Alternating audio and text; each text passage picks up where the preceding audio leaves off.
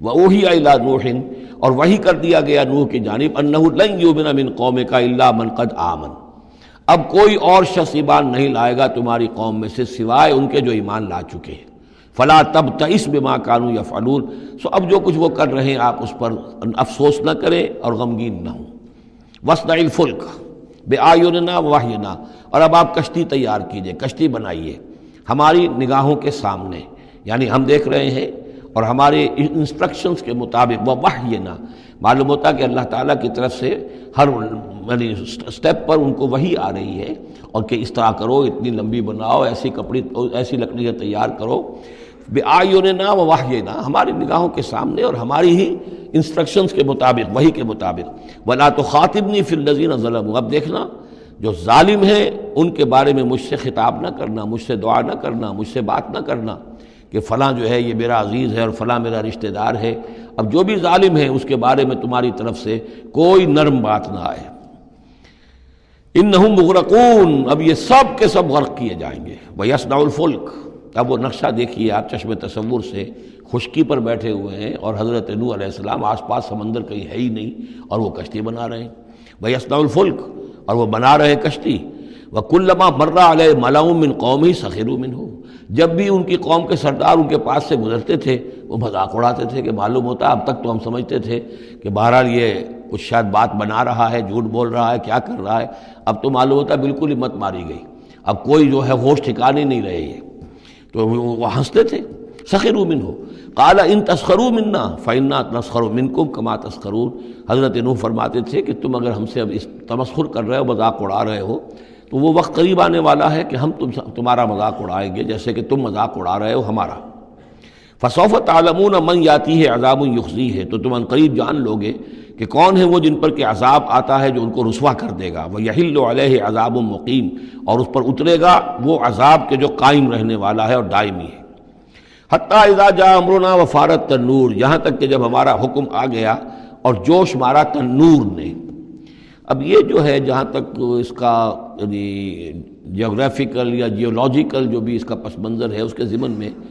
H G Wells نے جو بات کہی ہے وہ میں آپ کو بتا دینا چاہتا ہوں۔ اس کا کہنا یہ ہے کہ میڈیٹرینین کا جو اس کی سطح وہ بہت بلند تھی، اور ساحل کے ساتھ ساتھ جو ہے اس کے جو مشرقی ساحل ہے اس کا جو شام کا اور فلسطین کا،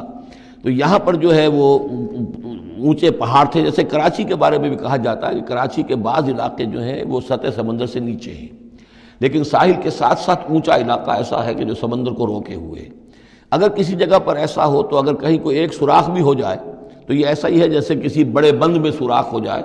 اگر خدا نہ خواستہ کہیں تربیلا ڈیم میں یا کہیں کوئی اور اس طریقے کی بات ہو جائے تو پھر جو تباہی آئے گی اس کا آپ اندازہ کر لیجئے۔ تو ان کا کہنا یہ ہے کہ وہ سیلاب جو آیا ہے تو میڈیٹرینین میں وہ جو اس کا ساحلی علاقہ تھا اس میں سے کہیں وہ راستہ نکلا ہے پانی کا، اور پھر سمندر آیا ہے، اور وہ سمندر جو ہے پورے مڈل ایسٹ کے علاقے کے اوپر جو ہے اس کے اوپر وہ پانی سمندر کی شکل بن گیا ہے۔ یہ ہے ان کی تعویل، اس لیے کہ تاریخی طور پر اور طبقات الارض کا جو علم ہے وہ بتاتا ہے کہ اس پورے علاقے میں ایک بہت بڑے وسیع پیمانے پر فلڈ کے آثار موجود ہیں۔ وہ آثار جو ہیں وہ ایسے ہیں کہ اس پورے علاقے کے اندر وہ فلڈ آیا تھا، اور اس کی یہ توجیہ ہے جو وہ لوگ کرتے ہیں۔ بہرحال اس میں تین چیزیں ہوئی ہیں، ایک تو یہ کہ کسی ایک جگہ سے کوئی تنور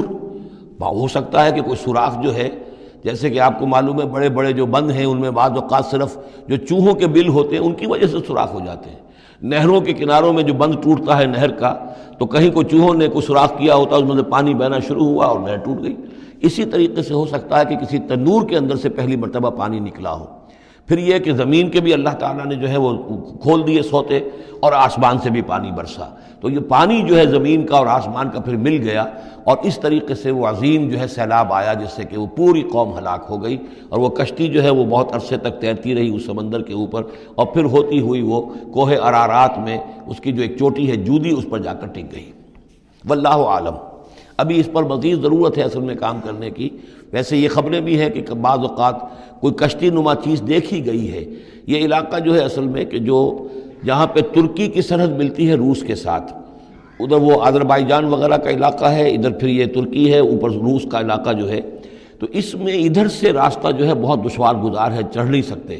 روس کی طرف سے راستہ ہے، اس کی چوٹیوں پر بعض پائلٹس نے کہیں دیکھا ہے اور خبر دی ہے کہ کوئی بہت بڑی کشتی قسم کی شے جو ہے وہ کسی چوٹی کے اوپر رکھی ہوئی ہے،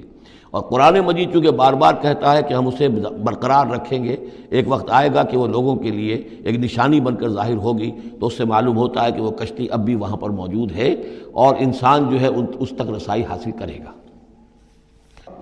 وفارت تنور حتیٰ اذا جاء امرنا، وفارت تنور، جب ہمارا حکم آ پہنچا اور جوش مارا تنور نے، ابل پڑا تنور، قل نحمل فیہا من کل زوجین اثنین، تو ہم نے کہا اے نوح اپنی اس کشتی میں تمام حیوانات کا ایک ایک جوڑا رکھ لو، واہلک، اور اپنے گھر والوں کو بھی، اپنے گھر والے اہل و عیال کو، الا من سبق علیہ القول، سوائے آپ کے اہل و عیال میں سے وہ کہ جن کے بارے میں پہلے حکم گزر چکا ہے۔ یہ حضرت نوح کے خاندان میں سے ایک ان کی بیوی اور اسی بیوی کا بیٹا یام، تین بیٹے ان کے ساتھ بچے ہیں جو اہل ایمان تھے، حام، سام اور یافس۔ سام کی اولاد ہے وہ جو نیچے تمام ہم نے ابھی نقشہ دیکھا ہے،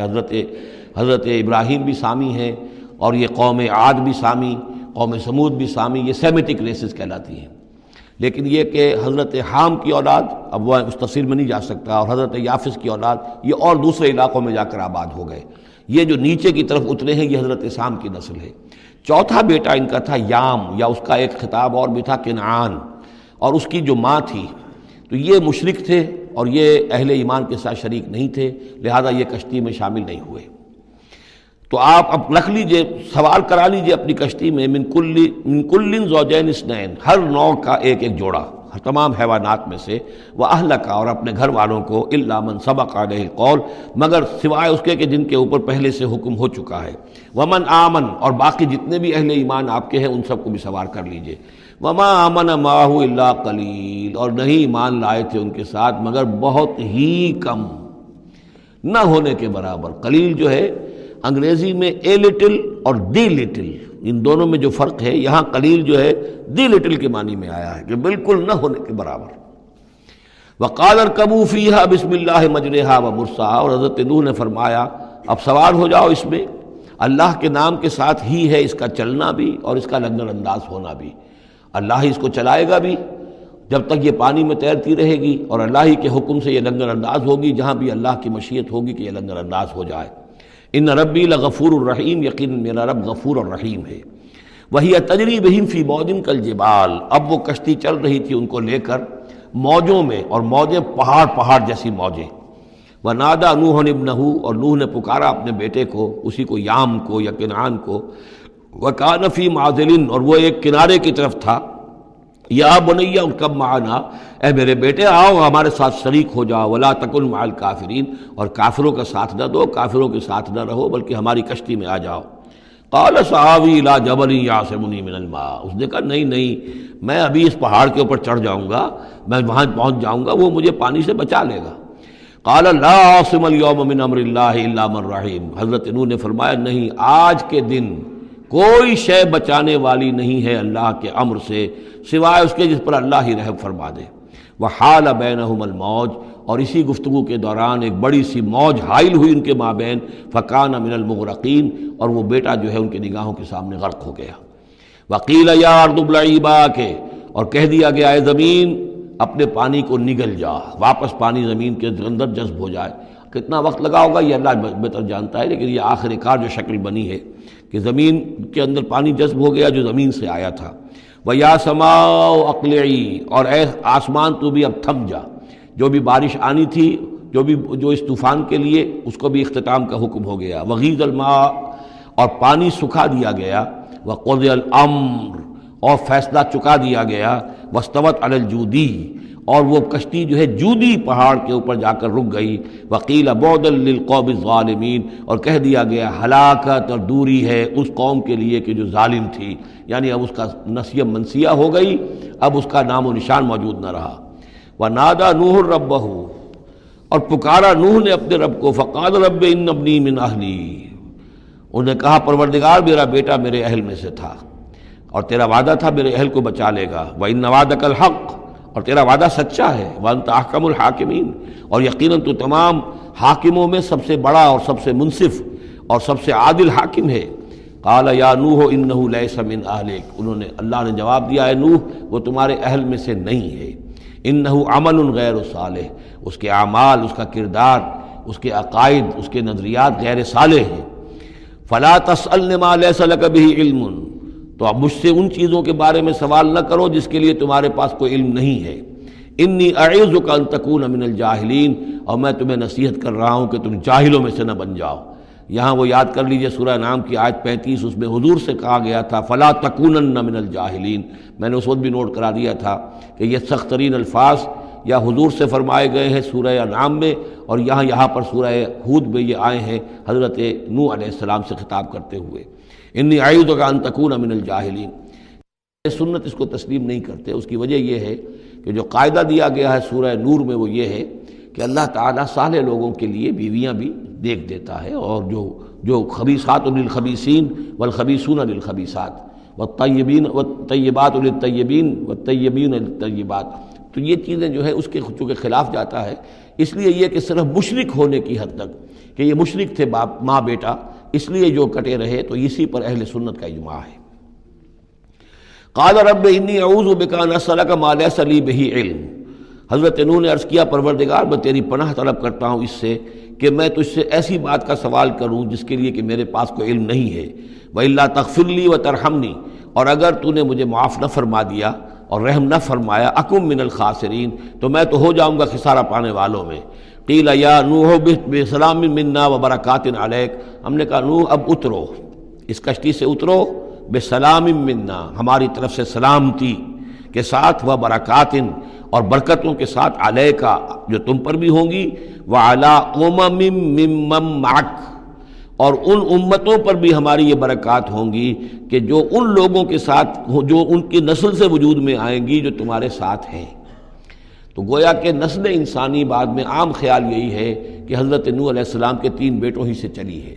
باقی اگر کچھ لوگ تھے بھی ان کے ساتھ تو وہ ایسے تھے کہ جن کی کوئی نسل آگے نہیں چلی ہے، بلکہ یہ دنیا کی جو نسلیں اس وقت دنیا میں ہیں نوع انسانی، وہ یہ حضرت یافس، حضرت حام اور حضرت سام کی نسل ہی سے ہیں۔ یہ خیال ہے، واللہ عالم، یقین کے ساتھ نہیں کہا جا سکتا، ویسے میرا اپنا رجحان بھی اسی طرف ہے۔ حضرت یافس کی اولاد جو ہے وہ یہ جو پہاڑی علاقہ ہے، جیسا کہ ابھی آپ نے نقشے میں دیکھا تھا، اس سے اوپر جو ہے یہ سینٹرل ایشیا کے پہاڑ ہیں، اس پہاڑ کو کراس کیا انہوں نے، اور وہ جو پھر میدانی علاقہ ہے روس کا، اور اس کی طرف سے ہوتے ہوتے وہ سیرائے گوبی سے ہوتے ہوئے چین کا، تو حضرت یافس کی اولاد ادھر پھیل گئی ہے، یورپ سے لے کر اور چائنا تک، یہ سب یافس کی نسل ہے۔ حضرت حام کی اولاد مشرق اور مغرب میں چلی گئی، اسی پہاڑی سلسلے کے دامن میں ہوتی ہوئی، ایک شاخ ان کی ایران ہوتے ہوئے بھارت چلی گئی، انڈیا چلی گئی، سندھ اور ہند، اور ایک شاخ جو ہے سینائی پیننسولا کراس کر کے یہ سوڈان اور مصر چلی گئی۔ یہ ہے حضرت حام کی نسل میں سے۔ یہ عام طور پر جو ہمارے پرانے ماہرین انساب ہیں ان کا کہنا یہ ہے۔ انہی میں سے معلوم ہوتا ہے کہ جو یہ یورپین ہیں، جو کہ انڈو ایرانین جو کہلاتے ہیں، ایرینز، تو یہ ایرینز جو ہے یہ سب حضرت حام کی اولاد میں سے معلوم ہوتے ہیں۔ ان میں سے گریکس بھی ہیں، اور ان میں رومنز بھی ہیں، اور ان میں جرمنز بھی ہیں۔ باقی جو ہے نسلیں جو ہیں یہ اینگلو سیکسنز، یہ ہیں حضرت یافسی کی نسل سے، جو اوپر سے جا کر اور یہ اسکینڈینیوین کنٹریز سے ہو کر پھر نیچے اترے ہیں یورپ کی طرف۔